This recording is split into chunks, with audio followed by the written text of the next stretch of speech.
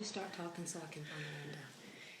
Hey, hello We everybody. are a few minutes late, but Yes. hey, you know sometimes life just grabs you. Whoa! Today it grabbed us. Well, let's be honest. CP24. We had rewound CP24, and we always look for the time on the TV, and it was like 20 minutes ago. So we still thought it was like a Although quarter we to still 6 right started now. getting ready later, so Yeah. let's just be honest. Yeah, we started later, but we would have known the thing was. You Anyway, adjusted your time we're by putting that. our stuff out there right now, okay? Yes. So hope you guys are good. Yes. So anyway, I adjusted my time based on what I Yes. saw on the TV. Okay. Yeah. Okay. Wow. Let's see. You go What? ahead. So we are so excited as always to see you today, and thank you so much for tuning in. My goodness, we have a special guest today. We do. I'm pretty psyched. Does that almost sound like I can sing a little bit? No. No, okay. All right, so yeah, It wasn't that good. Yes. So we have a truly wonderful guest today. We actually drafted him. I was coaching the Toronto Argonauts, and we drafted this young man many years ago. And in drafting him, we had to convince him to come, because he had a great job down in the U.S. So he graduated in 3 years. He got his master's in 4 years. That was his graduation year, and that's when we drafted him. And he had made this Sears program back when Sears was a big deal, and 2,000 people apply and only 30 get in. He was the only Canadian to get in, and this special leadership and just a phenomenal gentleman. And so, have we found him yet? Yeah, we're gonna wait a minute for him to tune in with us. But Okay, so he's almost there. Yeah. Okay. Yep. Good. Excellent. Okay. So anyway, what do you want to talk about until we get him? Well, I want to talk about you. Yeah. Isn't she like the cutest thing in the world? Anyway. Look, come a little closer. Smile. Come. Oh, okay. All right. Okay, she does what she wants to do. That's obvious, right? But you know this really cute thing I saw though? What's that? On Instagram, I think it's like a couples challenge that they're doing right now. Okay. I was going to say you saw a mirror. Oh gosh. It was a couples challenge, and it was with Tom Brady and his wife. Yes. Okay. Yes. And they were, I think it was their daughter that was asking them these questions about each other to see how well they knew. Yeah. Yes. Yeah. So I figured I'd throw a few of them at you right now while we're, All right. waiting to get going. So listen. Understand. There's no baseball right now. Okay, so all softballs. Okay, so no baseball right now. No, it's just fun questions. Yes, okay. It's really fun. Ooh, So yeah, the first one is who apologizes first after an argument? Oh, definitely me. Yes. Hey, just point. No talking. Just point. Oh, you okay? Yeah, no explanation. Just point. Okay. So. That would be me. That would. I don't know. Anyway, okay. Second one is that really that hard for you? Who is? Yep. Just like apologizing. So, the second question says, who is the funny one? Well, I mean, at times. No talking. Thank you very much. Okay, next one is, who eats more? Yes. Who's the healthiest?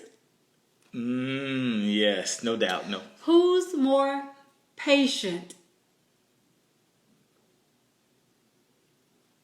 Give it up. I'm just trying to keep this relationship strong. Who's more spoiled?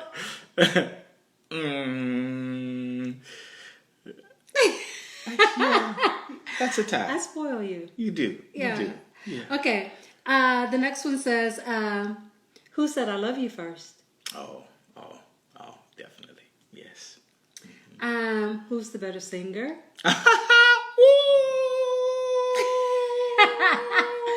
Who's more stubborn? That, yeah, I think, But you can be, because you won't apologize, baby. Who is the bigger baby when they get no talking? Who is the bigger baby when they get sick? That's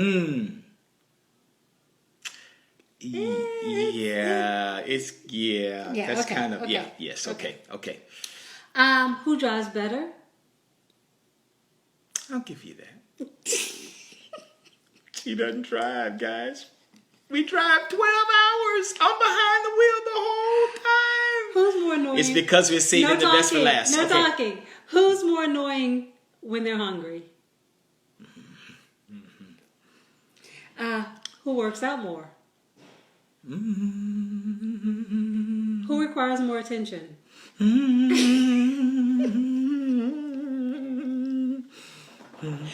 spends the most money?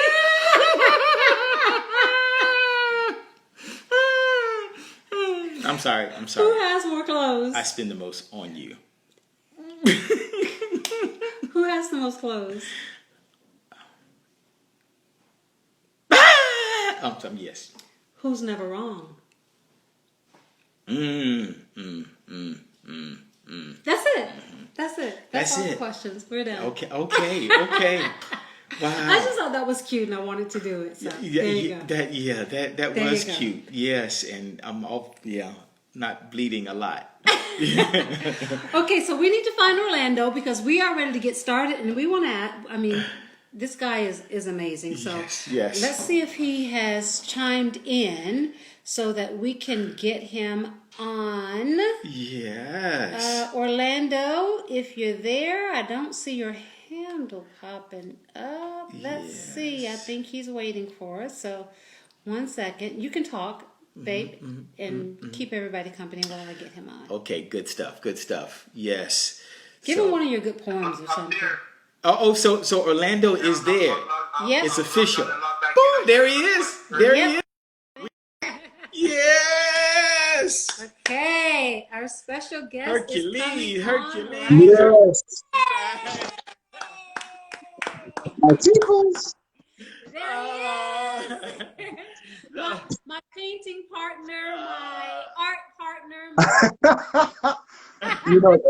That's very kind. I was gonna. You know what? We might as well just put it out there. So we were doing like an online art class yesterday, facilitated by Jonathan Hood.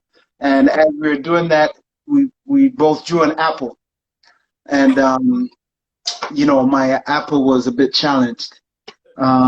But what I was happy about, and then we drew a hand. I think the hand was more, but my hand is kind of messed up. Like if you look at my pinky, but when I drew my hand, and Diane drew her hand, she said she felt a whole lot better after seeing my hand.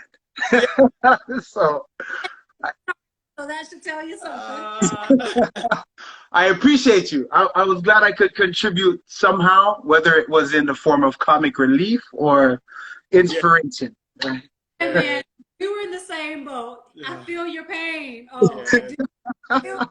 Because trouble. So hey. For me, I actually saw a little bit, and I thought you were just way ahead of everybody because an apple starts with a seed, and that's what it looked like. I'll take it. All good, man. All good. That's what's up. My friend, who are you keeping? Yes. First you know what? Let me ask this question. Yes. With everything that's going on, because you have 3 young men in the house, and being in the house with 3 young men, all day. How's that? Yeah. You know what? There things are good. We're counting our blessings. First of all, we our boys are 17, 15, and 13. They're fairly active in terms of sport, music, education.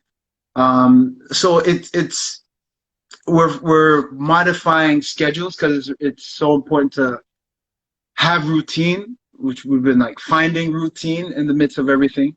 Um, so we're counting our blessings and we're plugging away, and not without challenges, obviously, but that's all part of the game. And I think the challenges for us has kind of come outside of the things that we've been doing and some of the things that they've been hearing in the media, we've been watching in the media that have challenged them in terms of perhaps how they see themselves being observed out in community. Mm-hmm. We'll get to that in a little bit, okay? Yeah, no worries. Yes, but we didn't start at the beginning. We didn't start with the Queen. How's Skye doing? Oh, she's awesome. She's, she was just working out. I said, they're gonna want to see you. She's like, yeah, she went to go shower and she's, I think, getting stuff ready for the boys. Yeah. Yeah, she's well though. She's well. Yes. Yeah. Yeah, she's plugging away, grinding, and trying to connect dots for young people. As you know, she's incredibly passionate about helping young people see their possibilities. So she's been, some folks are like, oh, it must be like a downtime for her. No, it's no downtime. Yes. Like every other day, there's a couple new books that are coming to the house, and she's just reading voraciously. She's probably working about 14 hours a day right now, just like reading and studying and trying to figure out ways that she could help, from a climate, culture, and inspiration perspective. That's awesome. That's awesome. Yeah. I tell you, you two are really a dream team. The fittest couple. Okay, so I have to ask. We're looking at y'all. We're looking at you. No. I have to ask this question now. I saw Rachel, our oldest, show us a clip of you and Skye. And now this is funny when I get to the funny part. You and Skye, you were on the ground. She was on top. You had her. Yeah. And you guys were doing some crazy exercise together. So we had this brilliant idea. We are not going to let O and Skye beat us. I was like, babe, come on, we got this. And Skye. So what these old people try to do? They get out on the ground. Let's try it. The girls had the phones out. Almost smashed my nose. So I could not get it. I was like, okay, I'm not ashamed. Yeah, that was her idea. Yes. All good. Oh, I'm very competitive. Yeah, that's fair. Yes. Yeah, it's all good. We had a lot of fun with that one. We had to. I was just like, all right, I got to get my mind right with this one because of the timing. Because Skye she's always ready and willing to show me up in terms of that aspect of life. So I had to splash some cold water on my face and get ready. Like, you got this. It's funny because our first date was born out of we're at a school and we're eating a chicken sandwich. Right, we split a chicken sandwich, and she says to me, no guy has ever made it through my boot camp class. So I started looking around like, wow.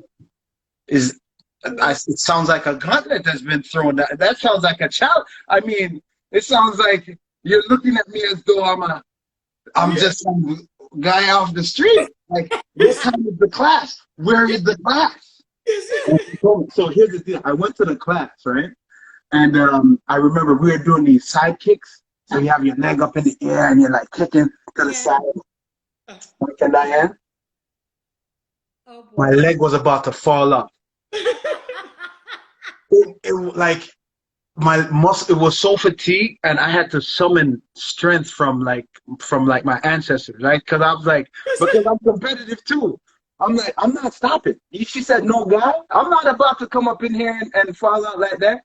So when she finally allowed, and the challenging thing was she's doing it like this. Okay, come on, guys, just 10 more, 9, 8, and I'm like, why are you smiling? Is it because you're looking at my face and it's contorted? Like what? Like why are you smiling right now? Right? So anyhow, that was our first date. So if Yes. that's any indication. I love it. Oh, Yeah, yeah, it's all good. good, That's good. All awesome. good. Yes. Now, So that's the difference between the two of us. Our first date was at a pizza joint. So here, pizza. There you go. Hey, that's yeah. appropriate too, right? That's appropriate as well. Yeah, Uh, come on. You're So, being spoken of. Were your ears burning? I'm very comfortable. Well, ladies and gentle sirs, I have with me the one and only. ah, the I fit. like this. The Yes. new book. look, Uh, we yeah, were just talking about you, Skye. yeah. I saved this life. I've never been able to grow a beard. So, uh, No, we were just talking about how fit you were. We were hearing about, how hard you've been working and all the books you're reading during quarantine. So you're Yeah. my girlfriend. You're my shero. so what's your favorite book so far? My favorite book. You know what? Probably. So I've been reading a lot of books like How to Be an Anti-Racist, The Skin We're In, which are hard to read because it's all, the stuff around racism. So I would say my favorite one is a smaller book, either The Little Book of Race and Restorative Justice or Little Book of Racial Healing. The Little Book of Race and Restorative Justice is written by Fania Davis, who's Angela Davis's sister.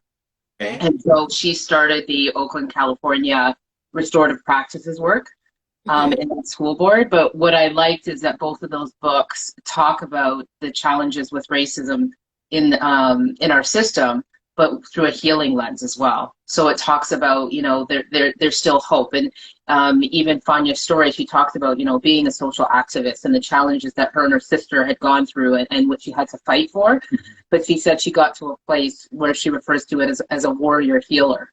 So she says, we still need to fight for social justice, but we also need to find a place of healing. And so there's an organization in the States called Coming to the Table. Have you heard of it?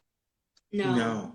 So Coming to the Table has restorative practices work embedded into it, but it's about bringing ancestors whose parents and great grandparents were slave owners, and then bringing together generations of families who were slaves and coming together for a reconciliation. And so they have these organizations throughout the states that are talking about, okay, we know what has happened, we know the historical trauma that's taken place, but what can we do now to restore that? So I think the books were super small, but I liked them because they were provided hope. Oh, and the other one was Bettina Love just wrote a book. What's it called? We need to do more. It's called How to Be an Abolitionist Teacher. And it talks about, abolitionists were people who came alongside and did the work and grinded in education because they wanted to empower students. That book is very, very good. She's doing a webinar, I think on Tuesday. That one was hopeful too. Why do you keep looking at me like that? She's been going in, like I said. Like she's been going in. But Yes.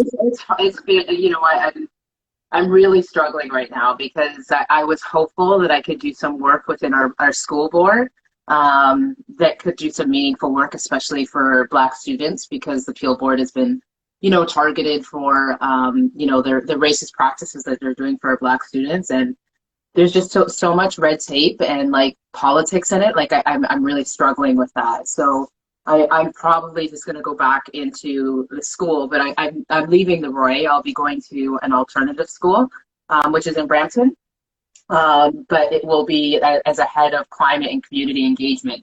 So actually, I have a lot of freedom to run. Like I have a 3-credit course that I can run for students, and they'll be with me all day. They said that I pretty much have an unlimited budget. I can take them wherever I want across the GTA. I can bring in speakers. And I'm like, okay, well, maybe that's where I need to do the work. Like maybe even in reading this, I thought it was doing the work for the board, but maybe it's about making a difference for the students in the school.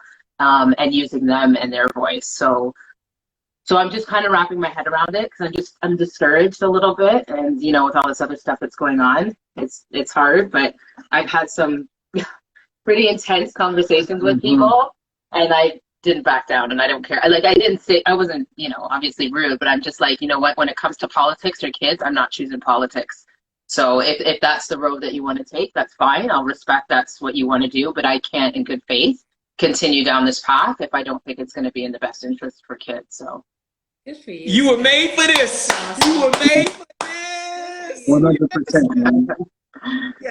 Your discouragement is associated with your passion, not your insignificance, right? So that's the trail that you're on, and it is you.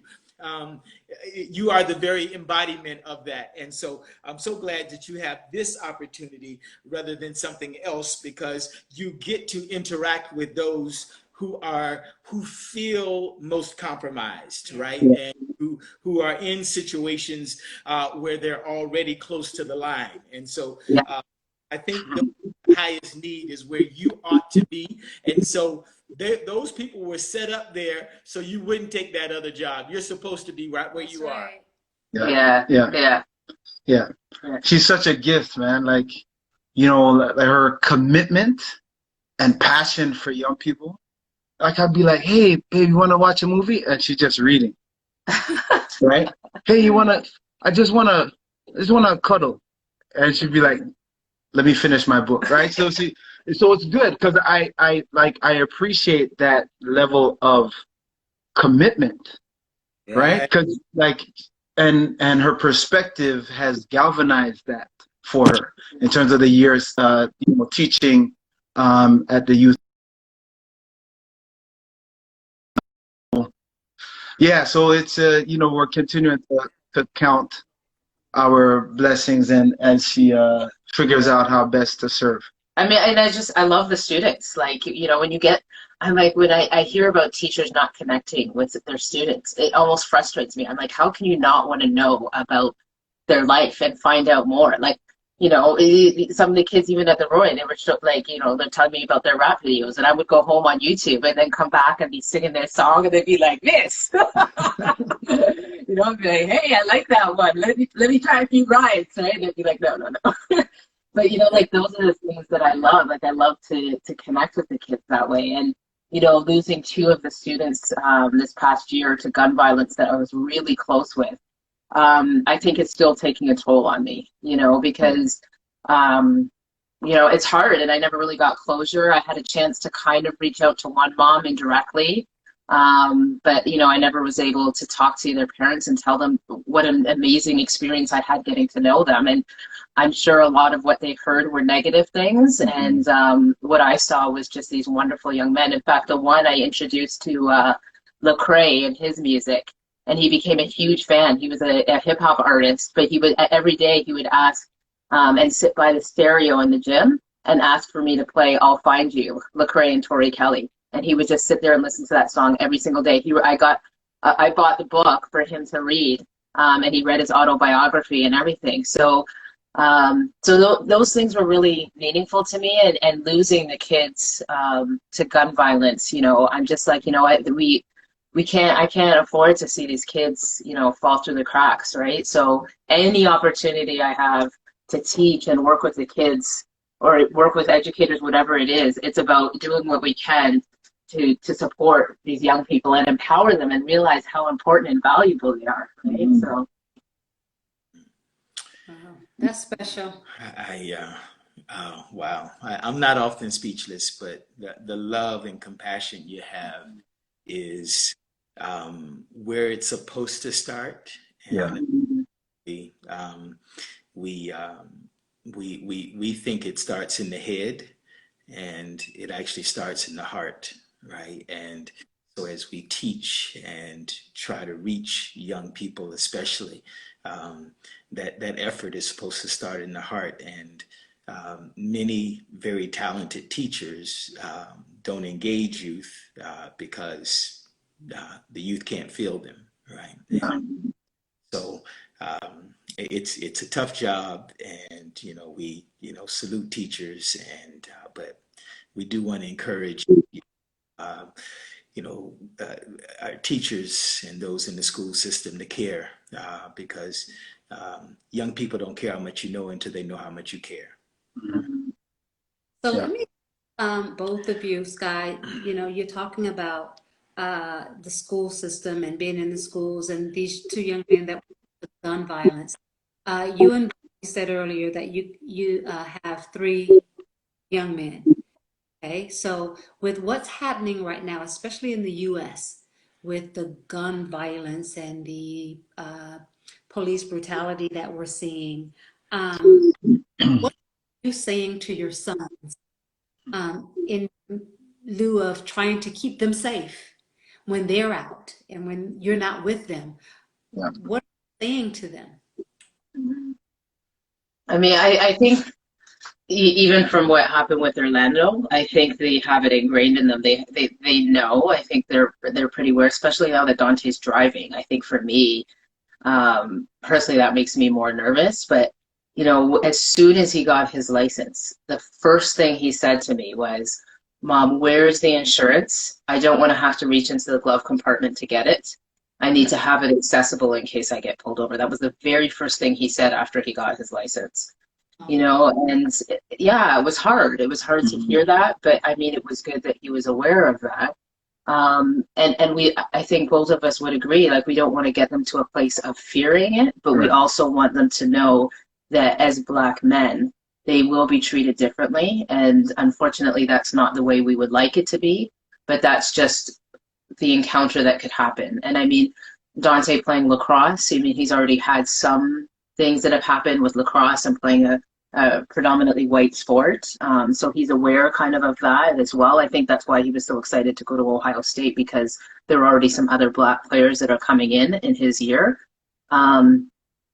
Justice and Marcus, I would say, are just coming into it a little bit more. And I'm trying to give them some books, some context too of where things are coming from, so they're starting to read as well and just have a perspective of where they're coming from. But Orlando's really good. Like, you talk to them all the time about stuff, and we don't hide or shy away from it. And sometimes they see stuff before we do, and then we just have conversations about it. And I think we're really blessed that for the most part we have dinner together, and those conversations are sacred for us in terms of what comes up at the table. So we talk about whatever is like top of mind for them, right? And some of the things that have been in the media are obviously top of mind for them because they're seeing people that has, similar skin tones as them, going through challenges, right? And whether it's police brutality or, other things that are hands that are being dealt, they're like, man, my concern sometimes is that we have to continue to remind them that there's good in everything, like in every space where people serve.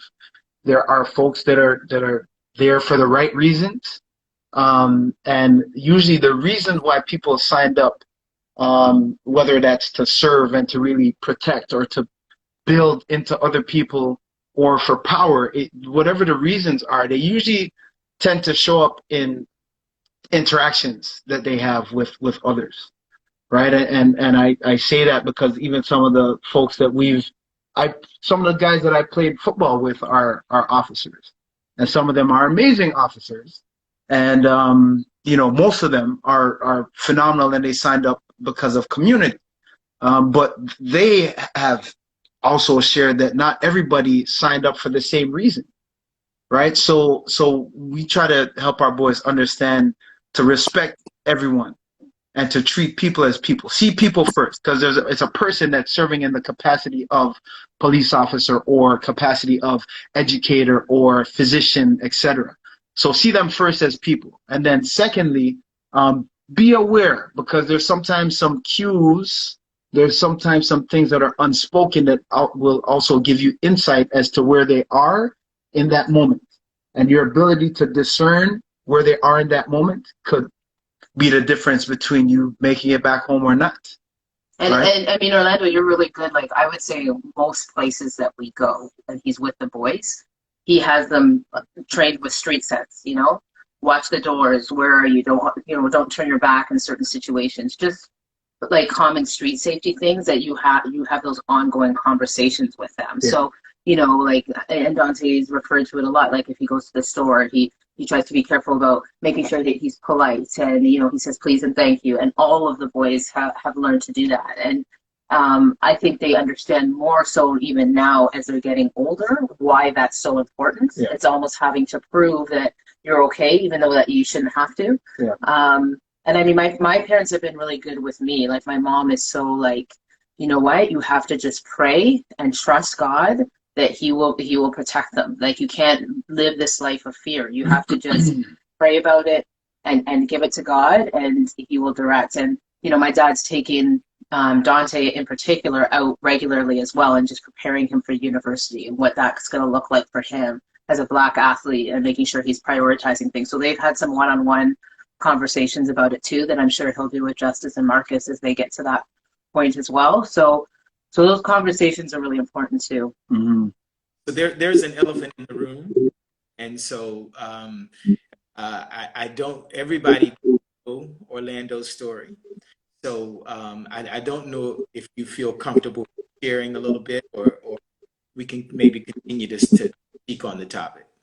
Yeah, I'm good. I am. I've always been about community and about serving, and I went through a very challenging time where, it was at a time in my life where I was trying to figure out how we could best serve. I mean, it goes back to a conversation that I had with Michael Pinball Clemens when I was working in corporate IT in Chicago, and I got it, and there was conversation about an opportunity to come back to play football. And the one question I had, because of some of the things I had seen in inner city Chicago, was, will I have an opportunity to serve if I come back? Right? Because that's bigger than the game to me. Right? It's like, what do you do with a platform that you have that could pour positivity and possibilities into other people's lives? Right? Because we were seeing people make decisions, but that were based on the fact that they didn't believe that they were worth it, or they didn't believe that certain possibilities were available to them. And that wasn't necessarily the truth, but it was their truth in the moment where they made certain decisions. So for me, coming back here to to contribute towards people having that greater understanding in terms of possibilities was a priority. So when I came back, I immediately got involved in serving and, volunteering in schools where I met my bride, and where we shared that sandwich, and then she tried to break me off at the fitness class. I love her lots. And then, that continued in terms of training police and racial sensitivity. It continued in terms of, doing things for sick kids and homeless youth and refugee families, just trying to figure out how I could best contribute. And then as that was happening, and I was going into my 5th year as a professional athlete, I ended up being assaulted by 2 corrupt undercover police officers who, when they realized that I was a spokesperson for the police service that they worked for, a huge cover-up began, where I was taken to jail. I wasn't allowed to speak to anyone. The injuries I sustained during the assault ended up ending my football career because I was badly concussed. And, it just was this real journey, right? So now, instead of, and I worked with and still work with some amazing police officers to this day, right? So I knew that someone was going to stand up and say, hey, man, this isn't right, because that's just who they are, right? That's how they've shown up. But there was such fear for stepping out, right, that many of them, they couldn't, they stayed silent. What ended up happening, what some would consider a strange twist of events, but we pray, so we know differently. But what was strange for a lot of people was that the arresting officer in my case was himself arrested by the RCMP for trafficking cocaine. They found, 17 kilos of, cocaine at his house. So when he was charged, I was still on trial, and, I ended up being acquitted. He was convicted and sentenced to go to jail for 5 years and 8 months. And people were like, yes, let's celebrate. He's going to prison. You destroyed your career. Let's celebrate, Orlando. And I said, no, we can't. Because he's a dad just like I am. He's going to jail and leaving a void in his family. I'm not cool with that. We've worked with young people who have felt that void, who have tried to fill that void with a number of other things, and I'm not good with that. So what we will do with our energy is we'll pour into people to help them understand that they're worth it, to help them understand that it's not despite their circumstances, it's in light of what they learned from their circumstances that they could stand up and give other people hope. So that was our commitment, to figure out how we were going to do that, because given the level of irony in our case and in the situation, we were convinced that there had to be a greater plan, right? And we are wired to serve. We breathe to serve. That's why even, Skye's doing her thing, reading books, and I just want to cuddle, snuggle up a little bit. I'm like, go ahead, because you're called to do that, man. Do that, right? So it's been, and it wasn't an easy journey, right? It wasn't an easy journey. There was times where Skye and I would be sitting on the couch and she'd say, "Are you good?" And I'd be like, yeah, I'm good. And she's like, "I'm going up to bed. Are you coming?" I said, No, I'll be up in a little bit. And she would leave, and I would grab the nearest pillow and bury my face in it and scream as loud as I could, because I didn't know what tomorrow held. I didn't know if I was going to be in prison. I didn't know if these guys were going to come to our house to finish the job. I didn't know. But what we did have was a faith that through this all, someone's life was going to be impacted for the better. And we held on to that and continually looked for that and listened for it. And it's only by God's grace that we're here. So, and I think too, the challenge with that is that, when you're going through it, you want to almost protect each other. So, when he's talking about going to his room to cry, I didn't want to show too much emotion because I knew he was already carrying the burden as well. And even now, like even what's been happening in the media, both of us are going through it. But I know I don't want to show too much emotion to him because I know he's struggling with what's happening as well. And so as he would go upstairs in his room, I had a really good friend. She's been a friend of mine since I was a kid, and we're still really good friends, named Rondi. And she would come over to the house, and I would have Dante there and Justice, and she'd be like, "How are you doing?" I'm like, "Oh, fine. We're just doing this, and we have to do this, and we have a lawyer's meeting." And she'd look at me and she'd be like, "Oh, how are you really doing?" And I would just start sobbing, and I'd just be like, "This is so hard." And I'm really grateful for her and her friendship because Orlando and I love each other, but we also want to protect one another. And sometimes I don't know if that was always the right thing to do, but it was a safe thing, I think, for both of us to try to make sure the other was good, right? And so it wasn't easy, but we had support, so we had our faith, we had each other, and we had our family, and I think that made a huge difference. And when you think of that, I think that's why my heart is so passionate for young people, because some people don't have all of those things. Right. So if I can be some type of vehicle for them, a support system, whatever it is, or just to tell them every single day that they are intelligent, that they are wonderful, that I'm with them, I'm here to listen. That for me is what I feel that I was able to get and they might not have. Yeah. And so that's why I pour out in the way that I do. Mm-hmm. Orlando, let me ask you this. I know that you did a post today on Instagram in regards to the incident that happened in the States with the young man. Yeah. The police. Can I interrupt? Yeah, I don't want to go that fast. So I every time I hear this story,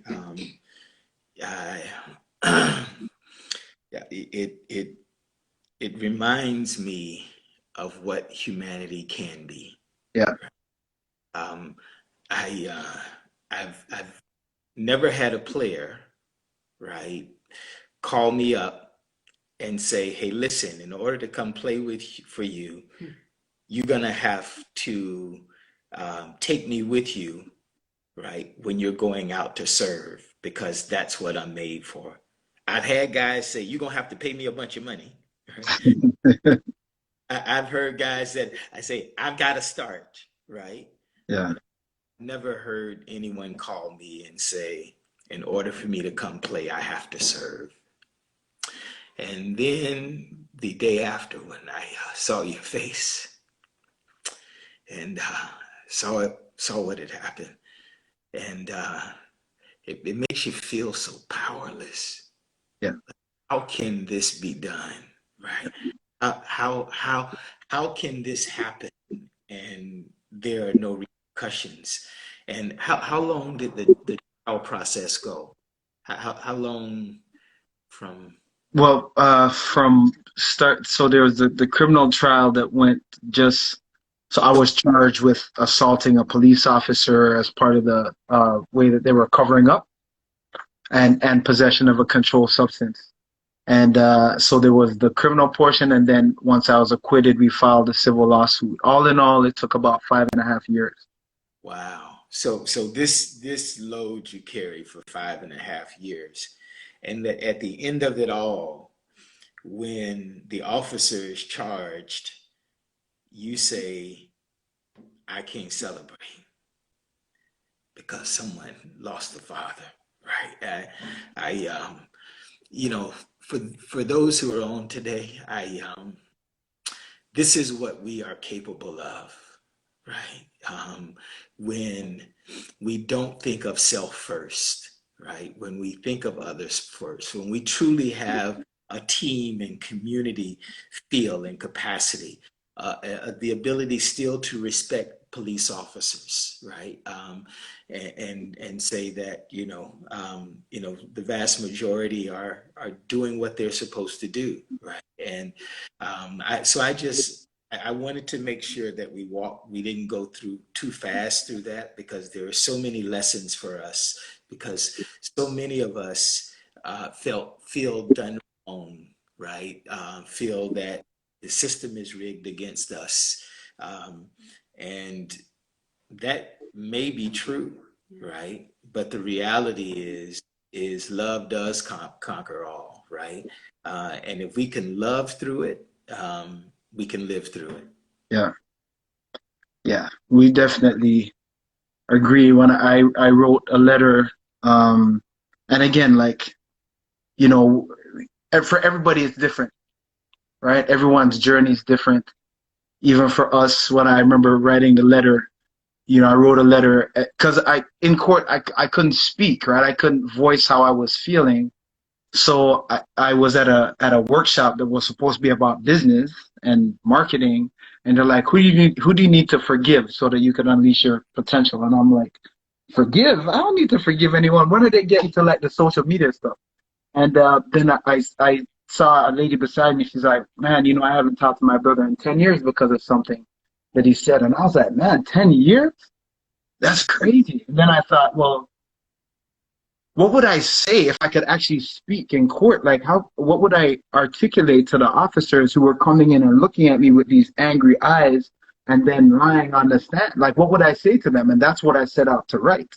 And as I started writing, it's like my hands couldn't keep up with the thoughts that were flowing, and tears started flowing. And I was just like, I wrote this letter of forgiveness where I thanked them for the perspective that I gained through the process, because I'm still here.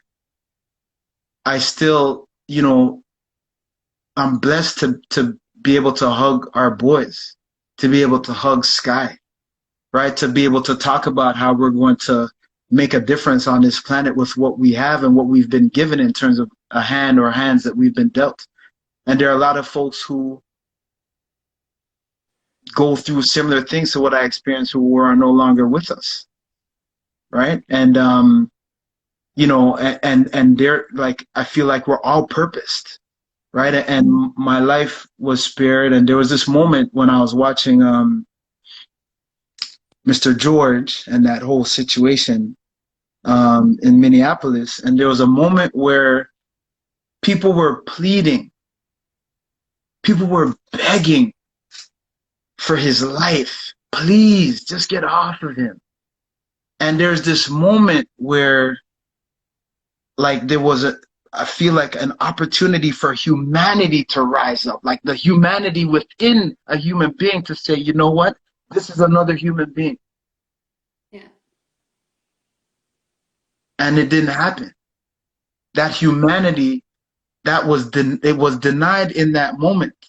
And it made me reflect on a moment in our journey, in my journey, where, one of the officers had was grabbing onto my arm and was trying to get it behind my back, and the other one was punching me in my face and was delivering elbow strikes to my leg and saying, I'm gonna break your effing leg. And I'm saying, oh my God, I didn't do anything.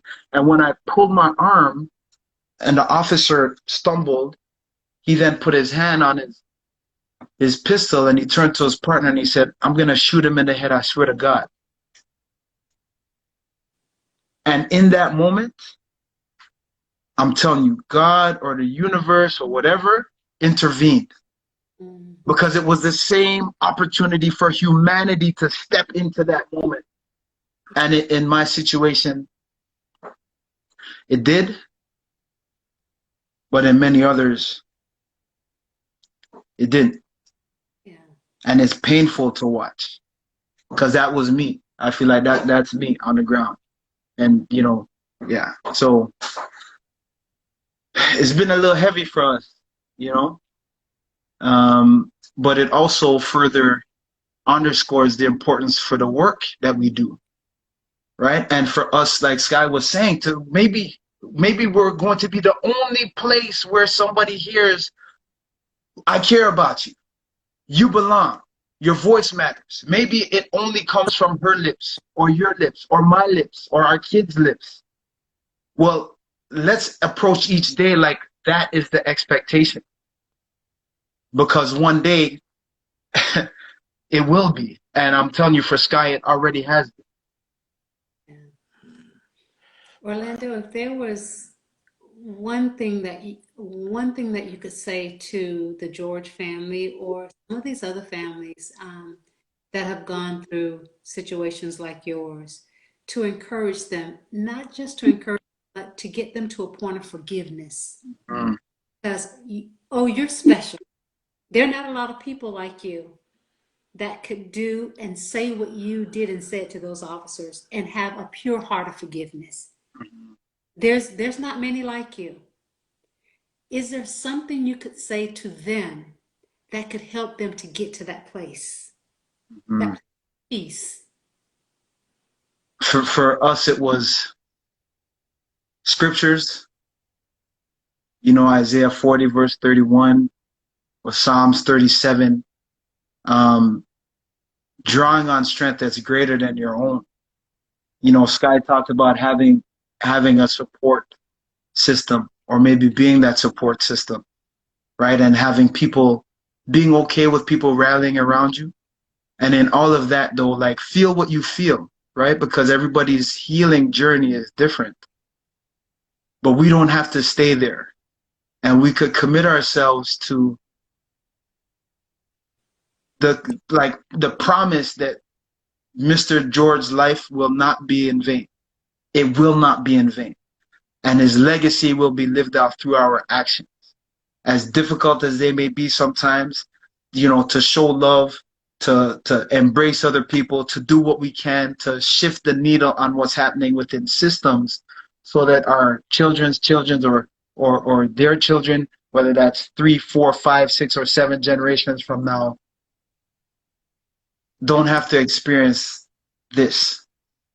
And I would add to that too, that a few things. One, when it comes to forgiveness isn't, you know, even, okay, look at Orlando, he forgave, and it's time for you to forgive. Like this was a process, a long journey. Like when you go through something like this, or unfortunately, even when it comes to death, you're grieving, and it's a journey, and each journey is different, like how Orlando was saying, and it takes time. So even Orlando coming to that place of forgiveness, it didn't happen the next month or even after the first year. You know, that was a process of healing. The other thing I would say is that forgiveness is not for the other person. Right. Forgiveness is for you, right? And so forgiveness is, if that is a space that is going to allow you the opportunity to move forward and make an impact and difference on other people's lives, that's what it's for. If you look at it as, oh, we were just letting that person go, it's not about that. It's about, what can I do now in the midst of all these difficult things that I'm dealing with, and even the anger and trauma and all of that. What can I do to allow myself a place to move forward but still remember what happens? And the last thing I would say is that, because this is continuing to happen, it doesn't mean that the importance and value of social justice is still something to consider.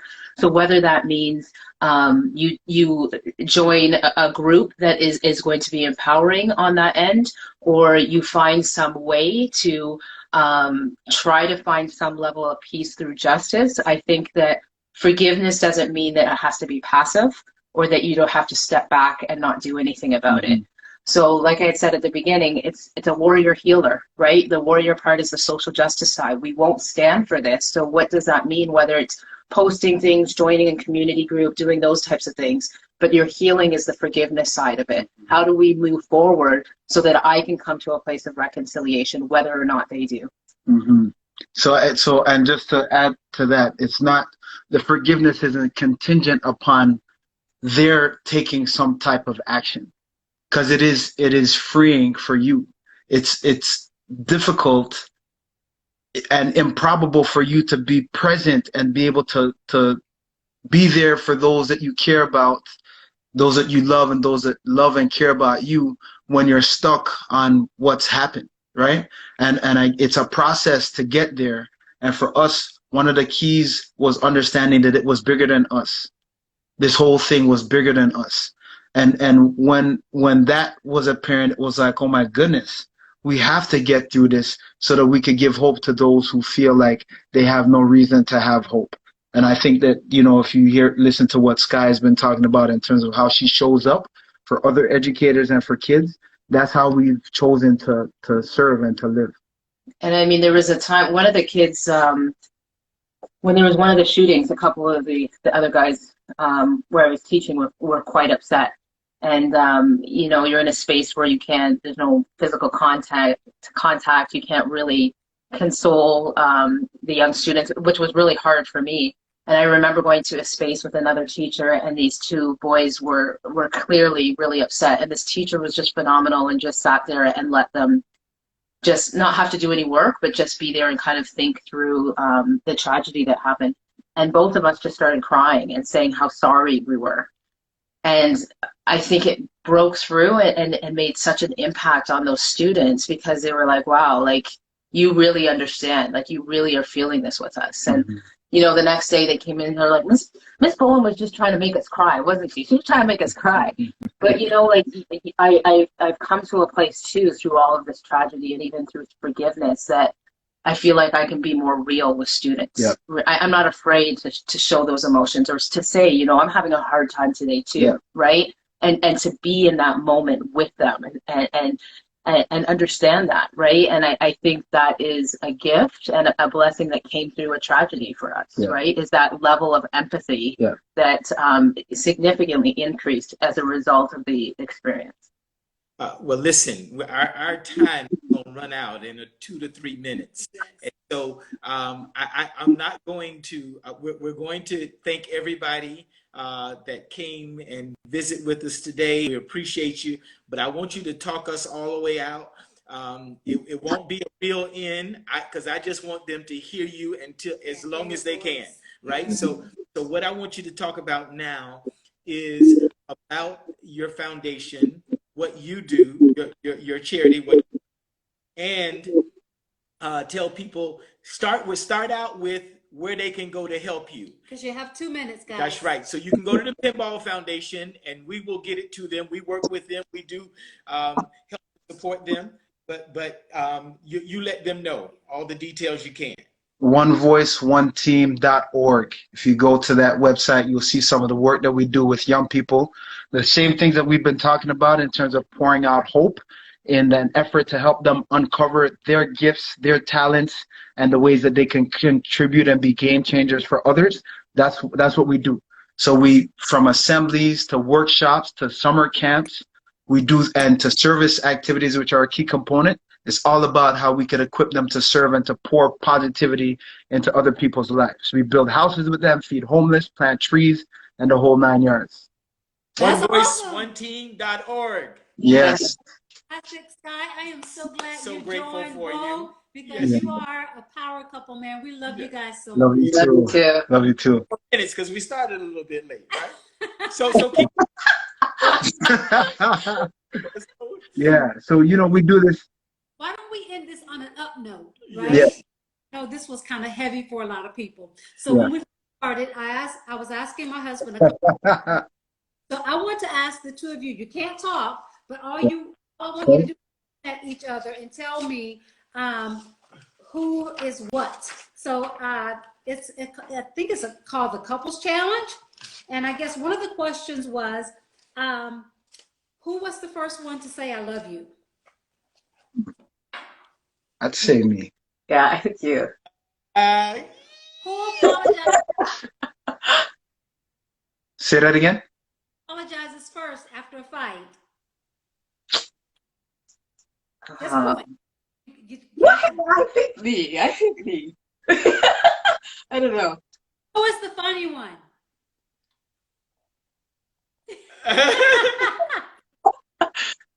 Okay. Who is the better singer? Best singer? Okay, so Neither of us. both of you can dance. Who's the better dancer? I'd say her. Depends on the music. You just got a point. That's tight. Yeah, they can both dance, baby. Who works out more? Oh, that's about even.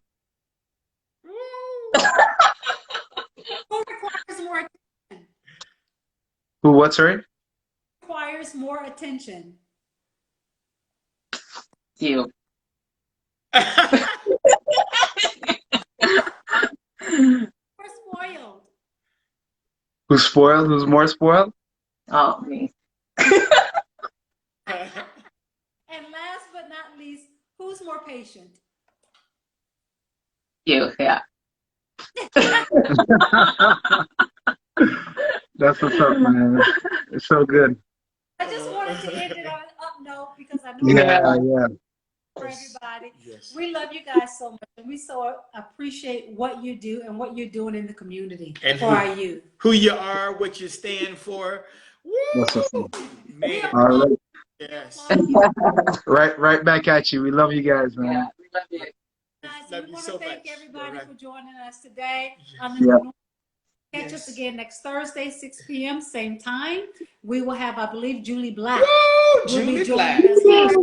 Julie's my sister. We have the same birthday. Yeah. You're tuning. So Julie will be with us next week, 6 p.m. Join us, Orlando, Skye Bowen. We love you guys. Keep doing what you're doing. Yes. Yeah. So Yeah. thank you. So much Yeah. love. Stay blessed, fam. All right. Stay Say blessed. hi, All say right. hi to the boys for us. Oh, We yes. will Okay. do. Say hello to the young ladies for us. We'll do. All We'll right. do for sure. Yes. Take All care, right. guys. Okay. Bye for now. Bye. All Thanks for right. joining us. Yes. We'll see you next week. Oh, wow.